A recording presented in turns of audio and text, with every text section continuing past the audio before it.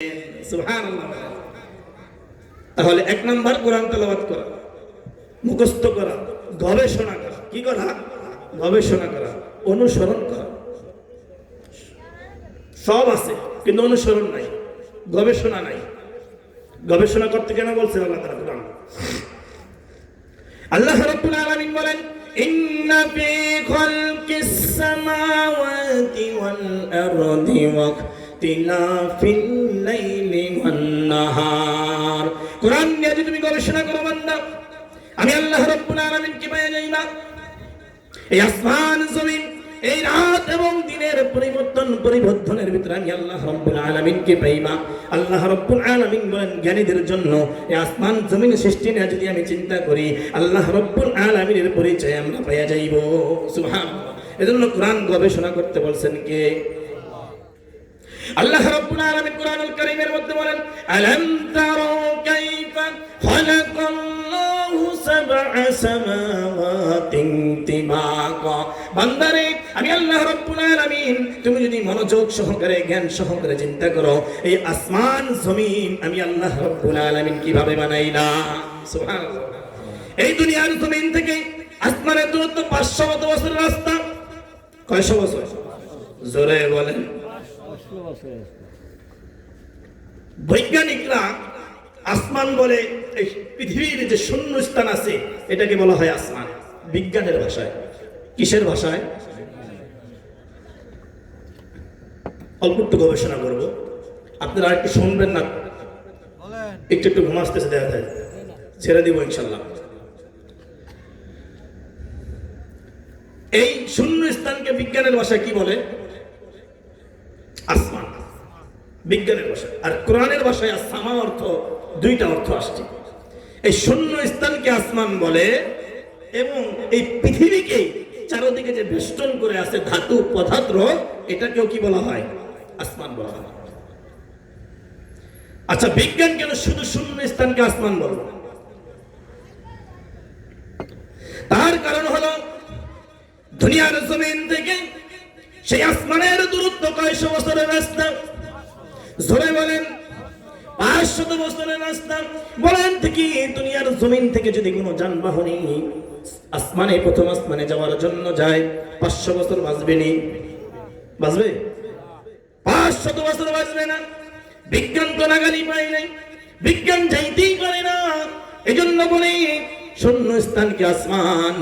আল্লাহ রাব্বুল আলামিন বলেন, এই আসমানের দূরত্ব আমি এত বানাইছি, তাহলে দুনিয়ার জমিন থেকে আসমান পর্যন্ত কয় শত বছরের রাস্তা। সুবহানাল্লাহ বলেন না? তারপরে আল্লাহ রাব্বুল আলামিন বলেন, ওয়াল আলাম তারা কাইফা খালাকাল্লাহু সাবআ সামাওয়াতিন তিবাকা ওয়া জাআলাল কমারা ফীহিন্না নূরান ওয়া জাআলাশ শামসা সিরাজা। সুবহানাল্লাহ বলেন। এই বিশাল একটা সূর্য বানাইছেন কে? বিশাল একটা চাঁদ বানাইছেন। চাঁদ আর সূর্য একই জায়গা থেকে ওঠে। এই সূর্যটা বলেন পৃথিবী থেকে কয় লক্ষ গুণ বড়? কয় লক্ষ? 13 লক্ষ গুণ। পৃথিবী থেকে সূর্যের বরত্ব কত? 13 লক্ষ গুণ বড় পৃথিবী থেকে সূর্য। সুবহানাল্লাহ বলেন না? এই যে দৈনিক চাঁদ আর সূর্য একই রাস্তায় চলতেছে, একই কাছাকাছি চলতেছে, কোনো সংঘর্ষ আসেনি, কোনো অ্যাক্সিডেন্ট আসেনি। দুনিয়ার জমিনে বাসে বাসে অ্যাক্সিডেন্ট হয়, ড্রাইভার থাকা সত্ত্বেও নাকি না থাকা সত্ত্বেও? ড্রাইভার থাকা সত্ত্বেও অ্যাক্সিডেন্ট হয়। আল্লাহ রাব্বুল আলামিন বলেন, একই স্থানে চাঁদ চলাচল করে, একই স্থানে সূর্য চলাচল করে। পৃথিবী থেকে সূর্য বড় হচ্ছে 13 লক্ষ গুণ বড়। সুবহানাল্লাহ। কোনদিন সংঘর্ষ হয়েছে কিনা? মারামারি হয়েছে কিনা? গায়ের সাথে গাও লেগেছে কিনা? বলেন দেখি। এর পিছনে ড্রাইভার আছে না নাই? আমার আল্লাহ আছে না নাই? সুবহানাল্লাহ বলেন। তারপরে আসেন জমিনে। বান্দারা, তুমি জমিনে কি কাজ করো? হাল চাষ করো, গাছ লাগাও, সার দাও, পানি দাও। তুমি যেই কাজগুলা করো, এই ছোট ছোট কাজগুলা তুমি করো, বড় কাজটা তো আমি আল্লাহ রাব্বুল আলামিন করি। সুবহানাল্লাহ বলেন। তো গবেষণা করি আমরা, কি বলেন? মূল কাজ কে করে? জোরে বলেন। বান্দারে ধানের অঙ্কুরটা যদি, ধানের গাছের মাথাটা যদি আমি নিচের দিকে দেই, অঙ্কুর যদি উপরে দিকে দেই, ধান হবে? এটা কে করেন? সুবহানাল্লাহ বলেন না। আসেন তারপরে মুরগির ডিম হলে মুরগি তা দেয়, অনেকগুলো ডিম হলে তা দেয়। তারপরে যেদিন সময় হয় সেই মুরগির ঠোঁটের মাধ্যমে ঠোকর দিয়া ডিম ফুটায়, ডিম থেকে বাচ্চা ফুটে। বলেন দেখি সবগুলা বাচ্চা কি একদিনে হয়? এক এক দিন হয়। বলেন দেখি মুরগি কিভাবে বুঝতে পারলো আজকে এই ডিমটা ফুটবে, কালকে ওই ডিমটা ফুটবে, পরশুদিন ওই ডিমটা ফুটবে? বলেন দেখি মুরগির গায়ের মধ্যে থার্মোমিটার মেশিন আছে কিনা, এক্সরে মেশিন আছে? মুরগি কি বুঝতে পারে? এই মুরগির ভিতরে এই জ্ঞান কে দিয়েছেন? বলে সুবহানাল্লাহ বলে। এই যে আমরা শ্বাস নিঃশ্বাস নেই, এজন্য তো আল্লাহ রাব্বুল আলামিন কোরআনুল কারীমের মধ্যে বলেন, ওয়া ইয়াতাউদ্দু নি'মাতাল্লাহি লা তুহসুহা। বলেন দেখি আমরা যখন ঘুমায়া যাই, সুবহানাল্লাহ বলেন, আমরা যখন ঘুমায়া যাই আমাদের শ্বাস নিঃশ্বাস চলে কিনা? যদি এক সেকেন্ডের জন্য বন্ধ হয়ে যায়, এটা কে চালায়? আমি তো ঘুমায় থাকি। সুবহানাল্লাহ বলেন না। চিন্তা করছি কখনো? হ্যাঁ, আমি তো ঘুমায় থাকি। এই শ্বাস নিঃশ্বাস আল্লাহ রাব্বুল আলামিন চালান। এই যে নিঃশ্বাস নেই, নিঃশ্বাস নেই, অক্সিজেন ঢোকে। কি ঢোকে? অক্সিজেন। আবার নিঃশ্বাস ছাড়ি, অক্সিজেন বের হয়।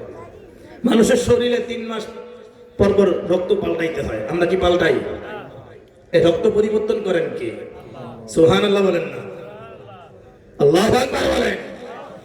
এই রক্ত পরিবর্তন করে আমার আল্লাহ। এই যে আমি শ্বাস নিঃশ্বাস নেই, অক্সিজেন ঢোকে, আর আমার দূষিত রক্তগুলা, এই বাতাস যখন অক্সিজেন ঢোকে এই ফুসফুসের মাধ্যমে সারা শরীরে সাপ্লাই হয়। আর যখন দূষিত রক্তটা আমি নিঃশ্বাস বের করি, কার্বন ডাই অক্সাইড হয়ে বের হয়ে যায়। আল্লাহু আকবার বলেন। কে করেন? ওয়াইন তাউদ্দু নি'মাতাল্লাহি লা তুহসুহা। বান্দারে এই রক্তের মালিক কে? জোরে বলেন। আসেন তারপরে গাছের খাবার, মানুষের খাবার, পশু পাখির খাবার আল্লাহ রাব্বুল আলামিন কোথায় রেখেছেন? বলেন দেখি। 3 জাতির খাবার আল্লাহ রাব্বুল আলামিন 3 ভাবে রাখছেন। গাছের খাবার আল্লাহ রাব্বুল আলামিন মুখের মধ্যে ঢুকাইয়া দেন। সুবহানাল্লাহ। বরিশালের গাছের যদি ঢাকায় খাবার রাখে, কি বলেন সম্ভব? মনে করেন বরিশালে একটা গাছ লাগাইছে, এই গাছের খাবার হলো ঢাকায়। গাছের খাবার কে দেয়? মুখে তৈলে আল্লাহ রাব্বুল আলামিন শিকড়ের মাধ্যমে। গাছের মুখ কোনটা? শিকড়। গাছের মুখ কোনটা বলেন? শিকড়। যদি বরিশালের খাবার, গাছের খাবার যদি ঢাকা রাখতো, কি কষ্ট হইতো না? এই গাছের খাবার যেই জায়গায়, ওই জায়গায় আমি গাছের খাবার দিই। সুবহানাল্লাহ। আবার পশু পাখির খাবার আমি আল্লাহ রাব্বুল আলামিন মাঠে ঘাটের ভিতরে রেখেছি। আর মানুষের খাবার আমি আল্লাহ রাব্বুল আলামিন তার কর্মজীবনের ভিতরে রেখেছি। সুবহানাল্লাহ। তাহলে গোলামি এই যে নিয়ামত, গবেষণা কোরআন যদি আমরা করি, ঈমান বাড়ে না কমে? সুবহানাল্লাহ বলেন না। ছোট্ট একটি সূরা তরজমা করে আমি শেষের দিকে চলে যাব অল্প সময়। আল্লাহ রাব্বুল আলামিনের পয়গম্বর বিশ্বনবী মুহাম্মদুর রাসূলুল্লাহ সাল্লাল্লাহু আলাইহি সাল্লাম যখন সাফা পাহাড়ে দাঁড়িয়ে দাওয়াত দিতে লাগলেন, লোকদেরকে একত্রিত করতে লাগলেন, আল্লাহর নবী বিশ্বনবী বললেন, আমি যদি বলি তোমরা কি বিশ্বাস যাও যেই পাহাড়ের ভিতরে সৈন্য লুকায়িত আছে, তোমাদেরকে ধ্বংস করবে, হত্যা করবে? সবাই বলল হ্যাঁ। তারপরে আল্লাহর হাবিব সাল্লাল্লাহু আলাইহি ওয়াসাল্লাম কোরআনের দাওয়াত দিতে লাগলেন। তখন আবু তালেব বললেন, তুমি ধ্বংস হও। নাউজুবিল্লাহ। জোরে বলেন নাউজুবিল্লাহ। তুমি ধ্বংস হও। তখন আল্লাহ রাব্বুল আলামিন ছোট্ট একটি সূরা নাযিল করলেন। সবাই পারেন কিনা বলেন দেখি আমার সাথে। তাব্বাত ইয়াদা আবি লাহাব وتب ما أغنى عنه ماله وما كسب جري سيصلى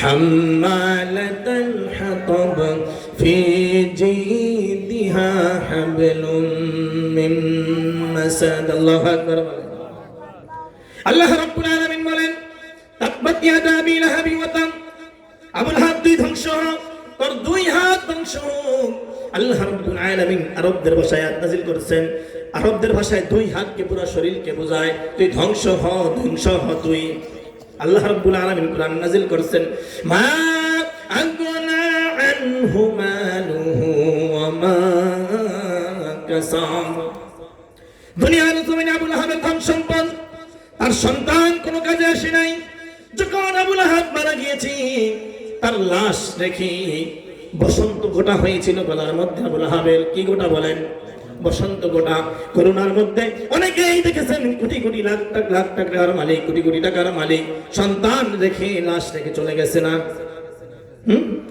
বসন্ত রোগ হওয়ার পরে আবু তালেব তার সন্তানেরা তার রেখে চলে গেছে 3 দিন পর এসে লাশ টেনে গর্তের ভিতরে ফেলাইছে তার ধন সম্পদ তার সন্তানেরা দুনিয়ার জমিনে কোনো কাজে আসছেনি বলেন কোনো কাজে আসে নাই কিন্তু আল্লাহর পয়গম্বর নবী বিশ্ব নবী মুহাম্মদুর রাসূলুল্লাহ সাল্লাল্লাহু আলাইহি ওয়াসাল্লাম বলেন তিনটা কাজ যদি কোনো বান্দা করে কবরে যাওয়ার পরে তাহার আমলনামায় সওয়াব দিবেন কে ইল্লা বিসাদাকাতিন জারিয়া এমন কাজ দুনিয়ার মধ্যে করতে হবে যেটা সদকায়ে জারিয়া আপনি মাদ্রাসার জন্য কিছু করেন মসজিদের জন্য যদি কিছু করেন মসজিদে একটা ফ্যান যদি দেন মাদ্রাসায় যদি একটা কোরআন দেন এই কবরে সওয়াব পৌঁছায় দিবেন কে ধন সম্পদ রাখা গেলে কি সওয়াব দিয়ে দিবেন 2 নম্বরে ওয়ালাদুন সালিহুন নেক সন্তান কি সন্তান নেক সন্তান যদি আমি রেখে যাই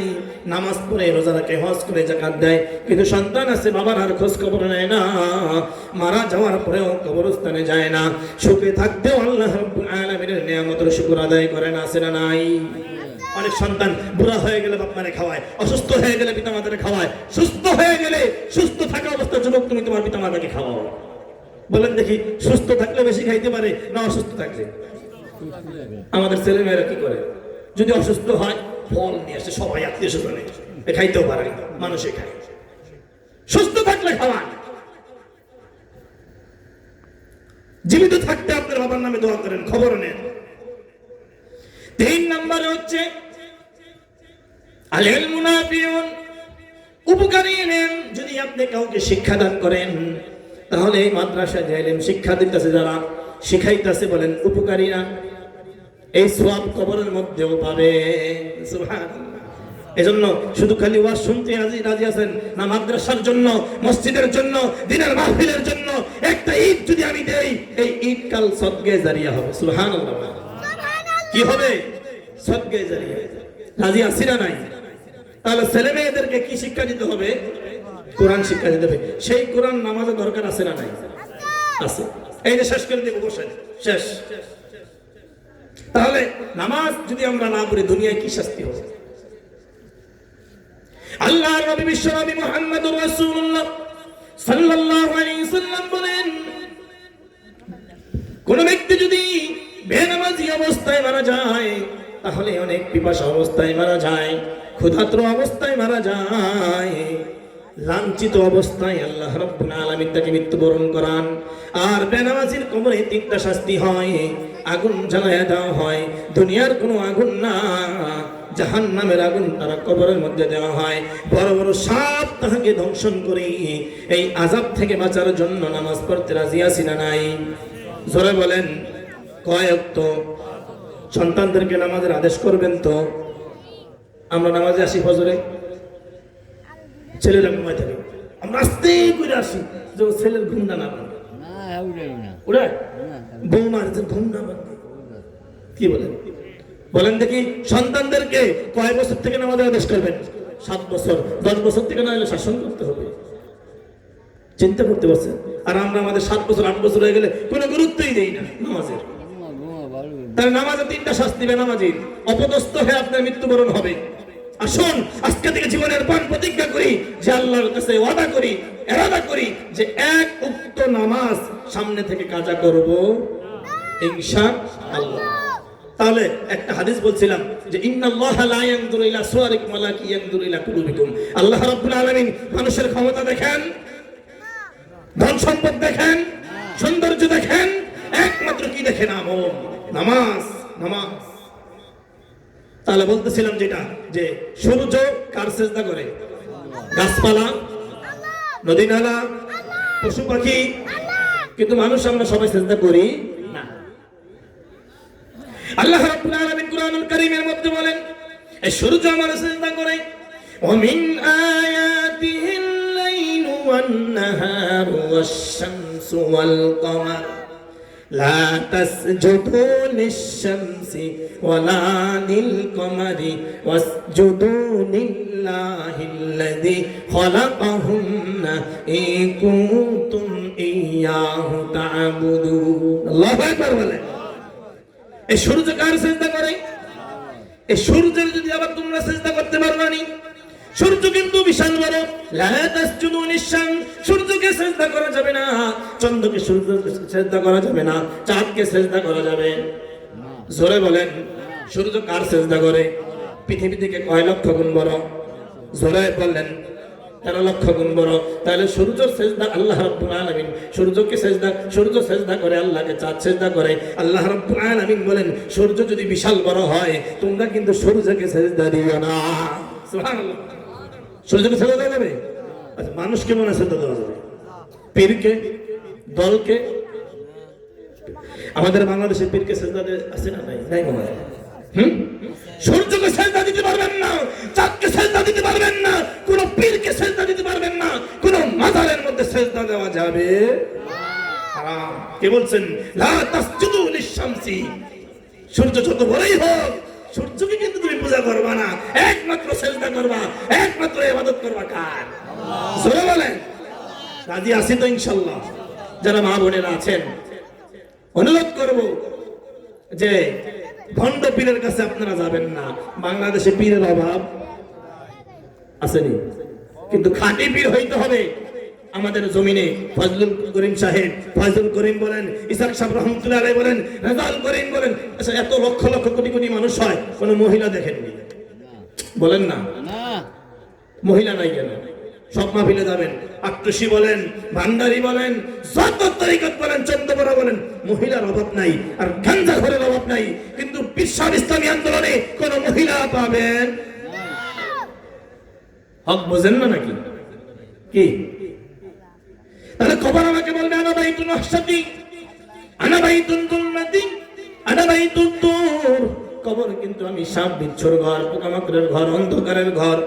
কবরে কিন্তু আসতে হইলে বান্দা নেক আমল নিয়ে আসতে হবে।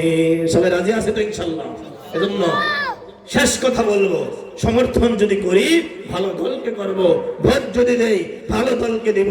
এইটাই হইতে পারে জান্নাতের জন্য ওসিলা। আর এই কোরআনের মাদ্রাসায় আপনারা যাদের জান দিয়ে সব পারবেন সময় দিবেন, শ্রম দিবেন, টাকা লাগলে টাকা দিবেন, যদি সম্ভব হয় পয়সা লাগলে পয়সা দিতে রাজি আছি তো।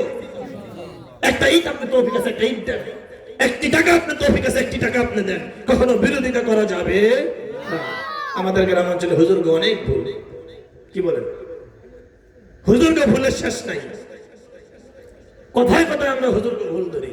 সুযোগ দিতে হবে। হুজুররা কি মানুষ না ফেরেশতা? বলেন না, নাকি জিন? এজন্য হুজুরের ভুল আমরা ধরবো না। হুজুরদেরকে আমরা সবক নিব, শিখবো কোরআন, এবং এই মাদ্রাসার প্রতি আমরা কি করব? নজর রাখবো। অনেক পরিশ্রমের, গ্রামের প্রতিষ্ঠানগুলো অনেক পরিশ্রম হয়, ওস্তাদদের, শিক্ষকদের, ছাত্রদের অনেক কষ্ট হয়। আপনারা যদি ভালোবাসা দেন, একটু মহব্বত করেন, একটু সমর্থন করেন, তাহলে এই প্রতিষ্ঠান দাঁড়া করাই দিবেন কে?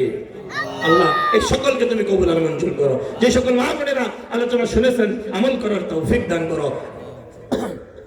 আগামীকাল সুন্দরভাবে আপনারা আসবেন, এই মাহফিল শেষ করবেন ইনশাআল্লাহ। ওয়া মা তাওফীকি ইল্লা বিল্লাহ। জি বলেন।